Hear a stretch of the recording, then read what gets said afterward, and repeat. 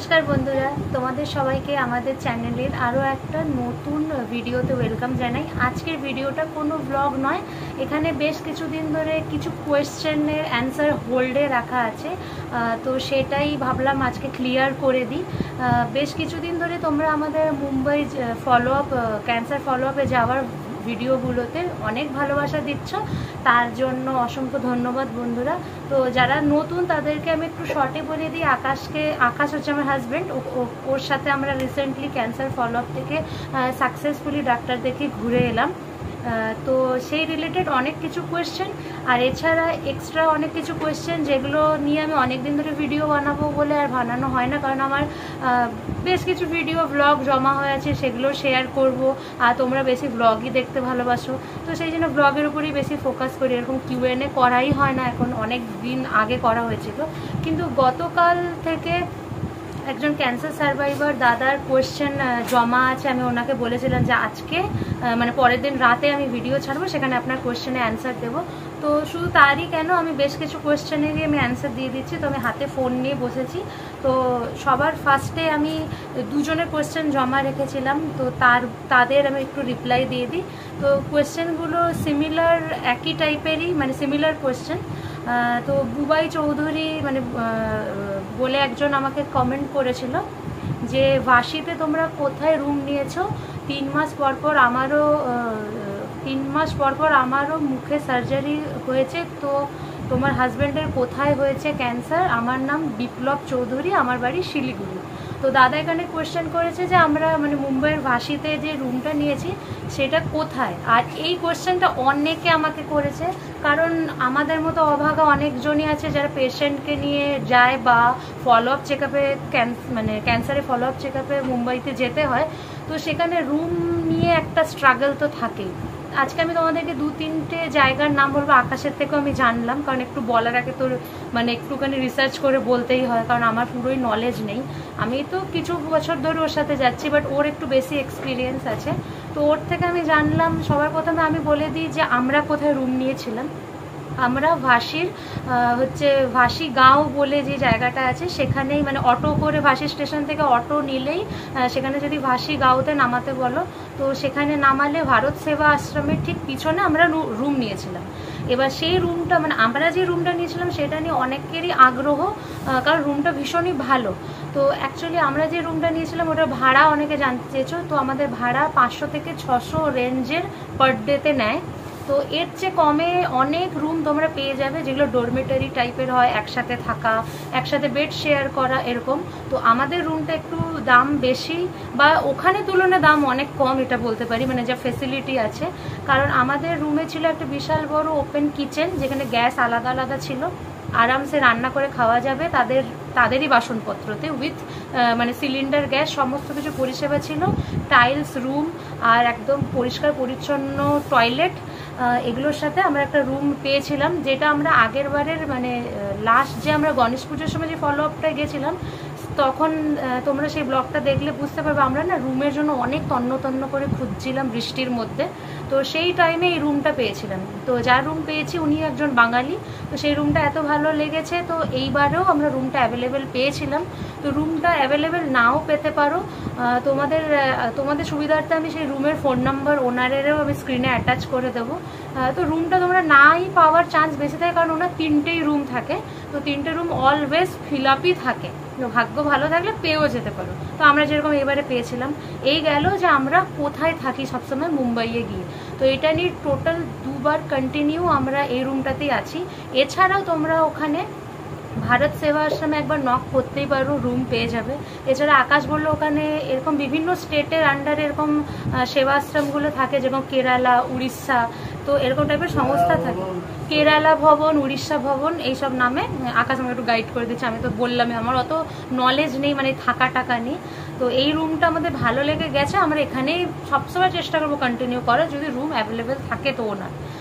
তো এই রুমটার ছাড়া যে তোমাদেরকে যে 3টে রুমের কথা বললাম, 3টে সংস্থার কথা বললাম, সরি, উড়িষ্যা ভবন, কেরালা ভবন, এরকম বিভিন্ন স্টেটের আমি দেখেছি ওখানে রয়েছে। এছাড়া ভারত সেবাশ্রম রয়েইছে। এছাড়া রয়েছে বেঙ্গলি অ্যাসোসিয়েশন, তো সেখানে আগের থেকে অ্যাপ্লাই করতে হয়। আর পরপর পরপর নাম মানে নাম অনুযায়ী ওরা ডাক দেয় যারা যারা অ্যাপ্লাই করে। তো ইনস্ট্যান্ট পেতে গেলে ওদের পিজিরও ব্যবস্থা আছে, সেখানে ওরা পার ডে প্রায় 600 থেকে 700 টাকা চার্জ করে পিজি মানে। আর যদি তোমরা ওদের মানে অ্যাপ্লাই আগের থেকে করে থাকো তাহলে তোমরা প্রচণ্ড সস্তাতে রুম পেয়ে যাবে পার ডে 200-250 টাকার মধ্যে। এটা হচ্ছে বেঙ্গলি অ্যাসোসিয়েশনের কথা বললাম। তো এগুলো ভাসিতে আমাদের জানা এইসব রুমগুলো রয়েছে। দ্বিতীয় এই দাদা কোয়েশ্চেন করেছে আমার হাজব্যান্ডের কোথায় ক্যান্সার হয়েছে। তো এটা না আমাদের ভাগ্যটা খুব ভালো যে অনেক ভিউয়ার রেগুলার দেখে, মানে শুরু থেকে ওরা জুড়ে আছে। তো নতুন খুব একটা মানে আমাকে অ্যান্সার রিপ্লাই দিতে হয় না, কিন্তু এখন অনেকজন যেহেতু আমার 12,000 থেকে 13,000 সাবস্ক্রাইবার হয়েছে, তো সেখানে অনেক নতুন সাবস্ক্রাইবাররা এই কোয়েশ্চেনটা আমাকে অনেকজন করেছে যে আকাশের ঠিক কোথায় ক্যান্সার হয়েছিল। তো আকাশের ক্যান্সারের বিভাগটা হচ্ছে হেড অ্যান্ড নেকের আন্ডারে, তো ওর জিভে হয়েছিল। তো এবার জিভের কোশ্চেন এলে কিভাবে জিভে হয়েছে তোমরা অনেকে জিজ্ঞেস করো। তো অ্যাকচুয়ালি ওর জিভে টিউমার হয়েছিল। অবশ্যই এটা একটা ভুল ধারণা, অনেকেই জিজ্ঞেস করো যে ও কি কিছু মানে সেবন করতো কিনা, কোনো তামাকজাত পদার্থের সেবন করতো কিনা। হ্যাঁ ও করতো, স্মোকিং করতো, কিন্তু যেটা আরও লোকে বেশি বেশি আইডিয়া লাগিয়ে বলে সেটার জন্য কিছুই হয়নি। ও অ্যাকচুয়ালি স্মোকিংয়ের জন্য ওর টিউমারটা আরও বেড়ে গেছিলো জিভের। তো সেই টিউমার থেকে ওর ক্যান্সার হয়েছিল। আর জিভের যে টিউমারটার জন্য জিভটা অর্ধেক অংশ মানে পুরো খারাপ হতে শুরু করেছিল, ব্লিডিং হচ্ছিল, পুরো খেয়ে গেছিলো পোর্শনটা। তো সেটা ওই জন্য সার্জারি করে পুরোটা বাদ দিয়ে দেওয়া হয়েছে। তো এই হচ্ছে আকাশের মানে ট্রিটমেন্টের ব্যাপারটা গেল। এবার অনেকে কোশ্চেন করেছে আকাশের কি দাঁত নেই, ও কেন লিকুইড খাবার খায়। আকাশের দাঁত আছে, চিবাতে গেলে জিভের সাপোর্ট দরকার হয়, তো সেই জন্য ও মানে চিবিয়ে খেতে পারে না, ওকে লিকুইডে খেতে হয়। কিন্তু ও এখন অনেক নিজের উপর ওয়ার্ক করছে, ও এখন অনেক চেষ্টা করে চিবিয়ে খাবার। যখন ওর মন মেজাজ ভালো থাকে, ওর একটু কনফিডেন্ট লাগে, ও চিবিয়ে খায়। এরকম ও ট্রেনেও আমাদের সাথে অনেক কিছু চিবিয়ে খাবার চেষ্টা করে, কিন্তু সেক্ষেত্রে ওকে অনেক বেশি বেশি জল দিয়ে খাবারটাকে গলা দিয়ে নামাতে হয়। মানে একেবারে ও এক চান্সে খেতে পারে না, অনেক জলের হেল্প নিতে হয়, মানে অনেক বেশি জল খেতে হয়, তখন ও খাবারটাকে নামাতে পারে যদিও চিবিয়ে খাওয়ায়। আদারওয়াইজ ওর চিবিয়ে খাওয়ার মতো দাঁত আছে, কিন্তু যেহেতু জিভটা নেই, সাপোর্টও পায় না, তো সেই জন্য ওকে লিকুইড খেতে হয়। তো আমি নিশ্চয়ই তোমাদের এই কোয়ারিটার মানে ফুলফিল করতে পারলাম যে ওর দাঁত আছে কিনা। এবার অনেকে এটাও জিজ্ঞেস করে ও বোবা কি না, মানে ও কথা বলতে পারে কিনা। এটা শুনতে কোনো আমাদের খারাপ লাগে না, বা তোমরা অনেকে যারা আকাশকে ভালোবাসো হয়তো আমাকে বলবে যে আকাশের সামনে এগুলো কেন বলছো। আকাশেরও বিশ্বাস করো এগুলো কিচ্ছু খারাপ লাগে না, এগুলো একটা বেসিক কোয়েশ্চেন যারা নতুন দেখে। অ্যাকচুয়ালি ওর গলার আওয়াজ তোমরা কেউ শোনোনি, কারণ আমি সেই সময় ব্লগ করতাম না, তো সেই জন্য তোমাদের সেটা শোনার সৌভাগ্য হয়নি। কিন্তু আমি অনেকবার ওর অনেক ভিডিওতে ক্লিপিং দিয়েছি পুরনো, মানে যেগুলো আমার কাছে রয়েছে ওর গলার আওয়াজে। তো সেই টাইমে যেহেতু আমি ভিডিওটাই মানে ইউটিউবের ব্লগ করাই শুরু করেছি ক্যান্সারের পর, তো সেই জন্য তোমরা চিরাচরিত ওর এই সাউন্ডটা শুনছো বর্তমানে যেমন ওর সাউন্ডটা আছে। অ্যাকচুয়ালি এটা ওর বোবা টোবা বা ও জন্মগত এরকম বা তোতলা এসব কিছুই নয়। ওর সার্জারির জন্য মানে যেহেতু জিভটা রিমুভ করে দেওয়া হয়েছে, সেই জন্য গলার আওয়াজটা এরকম একটু ভারী হয়ে গেছে আর একটু অস্পষ্ট। বাট বললাম ও ওয়ার্ক করছে নিজের ওপর, অনেকটা ক্লিয়ার হয়েছে ওর আগের থেকে। ওর পিছনে সেরকম কোনো অত ইনভেস্টমেন্টও করা হয়নি যে রেগুলার স্পিচ থেরাপিতে নিয়ে গেছি বা কিছু এক্সারসাইজ করিয়েছি বা কিছু, এমন কিছু না। যতটা করেছে 1-2বার ওকে নিয়ে যাওয়া হয়েছে স্পিচ থেরাপিতে প্রাইভেটে, আর মুম্বাইতেও সবসময় রেগুলারে নিয়ে যাওয়া পসিবল হয় না। তো বাকিটা ও পুরোটা নিজেই করেছে, পুরোটা মানে খাওয়া থেকে শুরু করে গলা দিয়ে খাবার পর্যন্ত নামতো না। যখন মানে ওর নাকের নলের সাহায্যে অনেক দিন খেতে হয়েছে, 9-10 মাস। তো এগুলো সব নিজের উপরে ওর নিজের চেষ্টার জোরে ও খাওয়া স্টার্ট করেছে উইদাউট কোনো এক্সপার্টের ট্রেনিং ছাড়া। আর আরেকটা কোয়েশ্চেন হচ্ছে একজন দাদা কালকের থেকে আমাকে মানে উনি, সরি দাদা আমি আপনাকে ঠিক টাইমে রিপ্লাই দিতে পারিনি, আমি ওনার কোয়েশ্চেনটা খুঁজছি। আচ্ছা, দাদা বলেছেন যে ওনার নাম হচ্ছে ট্র্যাক্টর লাইভ দিয়ে আইডিটা আছে। উনি বলেছে যে দিদি তোমরা কোথায় চিকিৎসা করছো। দাদা আমি তো সবসময় মানে ভিডিওতে প্রত্যেকটা ভিডিওতে বলে থাকি, আর আপনি হয়তো নতুন সেই জন্য হয়তো আপনাকে আরেকবার বলতে লাগছে। অ্যাকচুয়ালি আকাশের ট্রিটমেন্ট হয়েছে মুম্বাইয়ের টাটা মেমোরিয়াল হসপিটাল, যেটা পরেলে অবস্থিত। আচ্ছা, উনি কোশ্চেন করেছে আমার ফুসফুসে ক্যান্সার ধরা পড়েছে, কোথায় চিকিৎসা করলে ভালো হবে?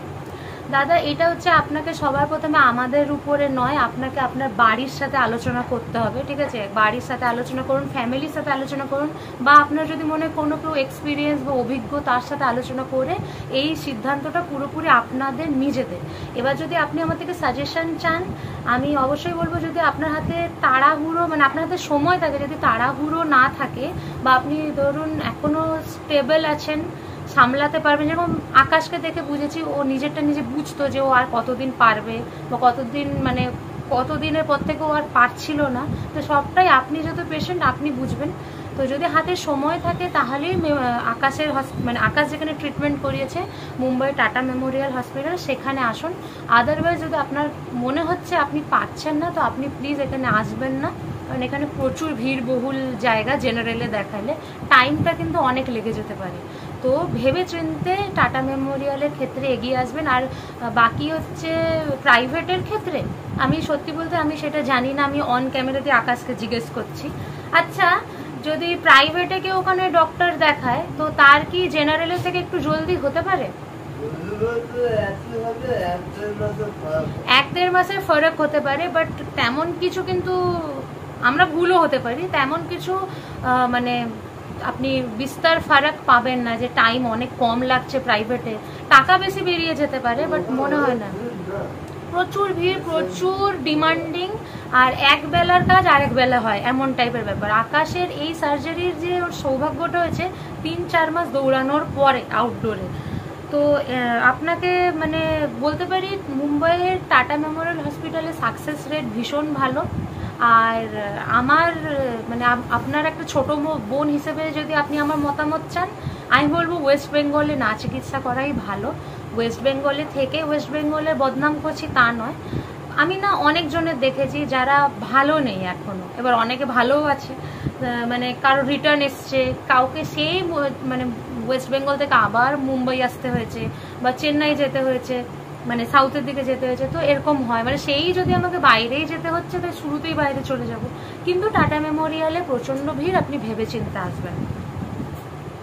তো এইটাই হচ্ছে আকাশের রিলেটেড কোয়েশ্চেন। আর আরেকজন আমাকে কোয়েশ্চেন করেছিল যে আকাশের মানে আকাশ এখন কেমন আছে, আকাশের এখন অ্যাট প্রেজেন্ট সমস্যাগুলো কি কি, আর আকাশের কি হয়েছিল। তো আমি একটু আগে বললাম আকাশের জিভে ক্যান্সার হয়েছিল, মানে টিউমার থেকে, যেটা অনেকেই ফার্স্ট শোনাতে বলে গুটকা চিবালে এইসব হয়, কিন্তু এরকম কিছুই না।